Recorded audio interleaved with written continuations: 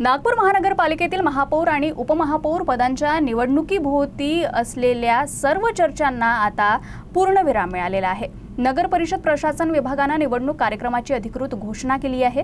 नागपूर महानगरपालिकेची एक विशेष बैठक 6 फेब्रुवारी रोजी सकाळी 11 वाजता होणार आहे। यावेळी महापौर आणि उपमहापौर पदांची निवडणूक होणार आहे। या विशेष बैठकीचं अध्यक्षपद पीठासीन अधिकारी विपिन इटनकर यांच्याकडे असेल। जिल्हा प्रशासनाने स्पष्ट केलंय की संपूर्ण निवडणूक प्रक्रिया नियमानुसार पारदर्शक आणि निष्पक्ष पद्धतीने पार पाडली जाईल। आदेशानुसार पीठासीन अधिकाऱ्यांना विहित प्रक्रियेनुसार निवडणुकीशी संबंधित सर्व कारवाई पूर्ण करणं आणि प्रशासनाला अधिकृत अहवाल सादर करणं आवश्यक असेल। महापालिकेतील भाजपच्या संख्याबळाचा विचार करता भाजप 102 जागा जिंकून पुन्हा सत्तेत आली आहे। यामुळे महापौर पदासाठी भाजप प्रबळ दावेदार आहे। तर महापौर पदाच्या निवडणुकीपूर्वी भाजपला विभागीय आयुक्त कार्यालयात त्यांच्या गटनेत्याची आणि गटाची नोंदणी करणं आवश्यक आहे। सध्या भाजपने ही नोंदणी पूर्ण केलेली नाही। दरम्यान अजित पवार यांच्या निधनानंतर राजकीय हालचाली थांबल्यामुळे नोंदणी प्रक्रियेला विलंब होण्याची शक्यता आहे।